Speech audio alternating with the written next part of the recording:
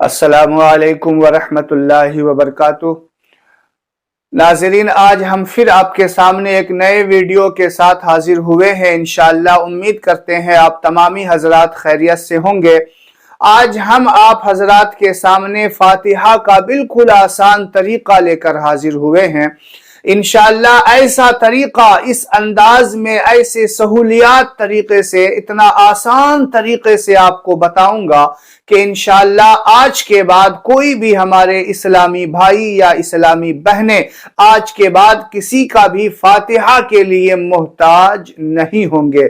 यानी वीडियो को देखने के बाद आप तमामी हजरात, चाहे आप पढ़े लिखे हों या ना हों, आप चाहे बिल्कुल अनपढ़ ही क्यों ना हो, लेकिन आपको भी फातिहा सिखा दूंगा इंशाअल्लाह आज के इस वीडियो के अंदर।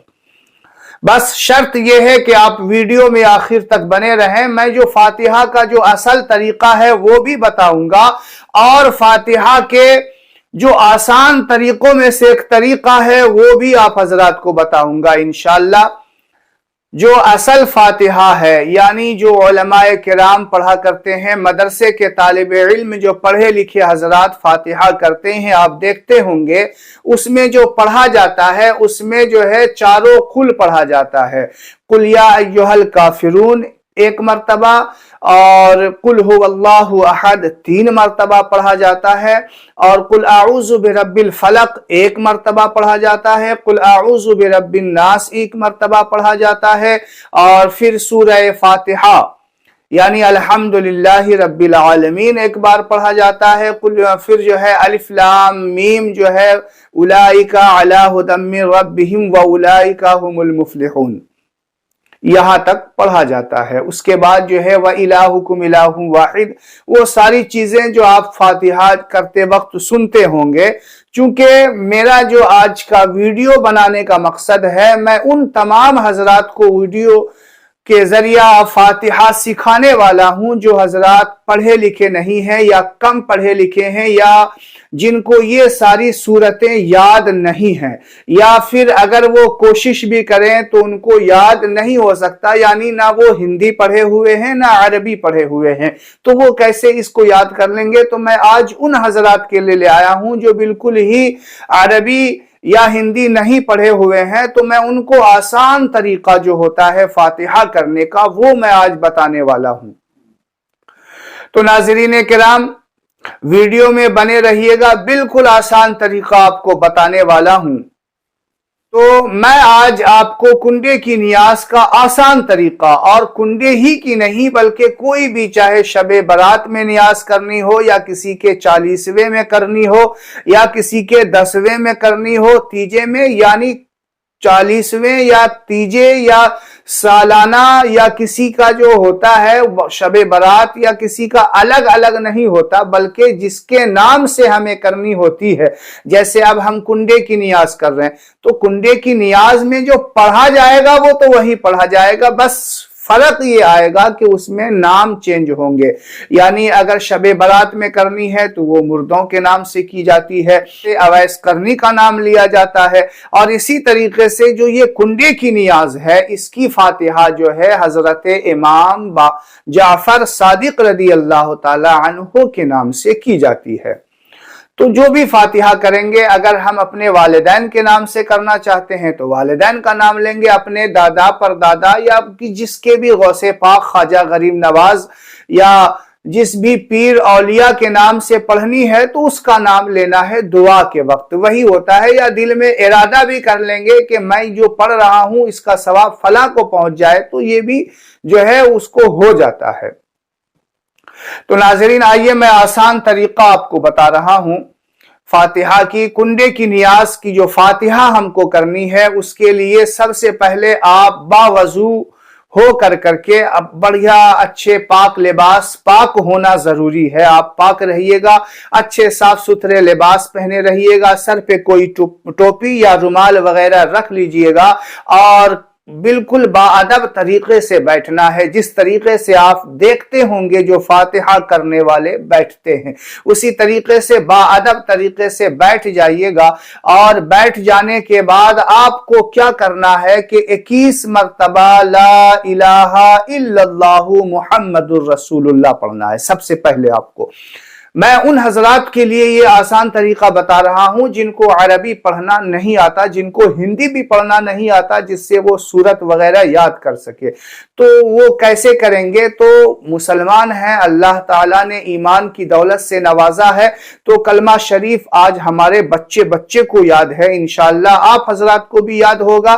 तो सबसे पहले बैठ करके बाअदब तरीके से जो हमें करना है वो ये है कि 11 मरतबा जो है 11 मरतबा ला इलाहा इल्लल्लाहु मुहम्मदुर रसूलुल्लाह 11 मरतबा पढ़ें या 21 मरतबा पढ़ें। ताक अदद होनी चाहिए, यानी 1, 3, 5, 7, 11, 13, 15, 17, 19, 21 इसी तरीके से आप जितनी तादाद बढ़ा सकते हैं, यानी जितनी ज्यादा आप पढ़ेंगे उतना ही ज्यादा जिसके नाम आप सवाब बख्शने वाले हैं उतना ही ज्यादा उसको भी सवाब मिलेगा और आपको भी सवाब मिलेगा।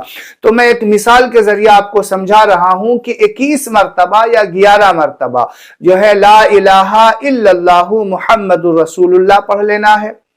और इसी तरीके से 11 या 21 मरतबा जो है आपको दरूद शरीफ पढ़नी है। कोई भी दरूद शरीफ अगर आपको याद हो वो दरूद शरीफ पढ़नी है। सबसे छोटी जो दरूद शरीफ है मैं आपको बता देता हूं, वो है सल्लल्लाहु अलैहि वसल्लम। इतना आसान है, सल्लल्लाहु अलैहि वसल्लम, ये सबसे छोटा दरूद शरीफ है। तो ये दरूद शरीफ या जो भी दरूद शरीफ आपको याद हो वो 11 या 21 मरतबा, पहले ला इलाहा इल्लल्लाह फिर उसके बाद दरूद शरीफ आपको पढ़ना है। ये दोनों चीज पढ़ लेने के बाद आपको क्या करना है, एक तस्बीह को भी साथ में लेकर बैठिएगा। फिर उसके बाद क्या करना है आपको कि एक तस्बीह को जो घुमाते हैं वो पूरा 100 दाने का एक तस्बीह हुआ करती है। 100 दाने वाली एक तस्बीह ले लीजिए और 100 दाने वाली तस्बीह पर जो है आप 33 बार सुभान अल्लाह, 33 बार अल्हम्दुलिल्लाह और 34 मरतबा अल्लाहु अकबर कहना है। 33, 33 और 34 ये कुल तादाद 100 हो जाएगी, यानी 33 मरतबा सुभान अल्लाह, 33 मरतबा अल्हम्दुलिल्लाह और 34 मरतबा अल्लाहु अकबर ये कहना है। 11 या 21 बार कलमा शरीफ, फिर उसके बाद 11 या 21 मरतबा दरूद शरीफ, उसके बाद ये जो है 100 मरतबा ये तस्बीह आपको पढ़नी है। और इसी तस्बीह को आप चाहें 100 मरतबा कर लें या इसको डबल कर दें, 200 मरतबा कर दें या इसको 300 मरतबा कर दें, यानी जितनी आप तस्बीह पढ़ेंगे उतना ही ज्यादा आप जिसके नाम से बख्शने वाले हैं उसको उतना ही ज्यादा सवाब मिलेगा और आपको भी सवाब जो ये पढ़ेंगे उसका आपको भी सवाब मिलेगा। तो ये जो है फातिहा का बिल्कुल आसान तरीका मैंने आपको बता दिया है। इंशाअल्लाह अब आप जो है किसी के मोहताज नहीं होंगे।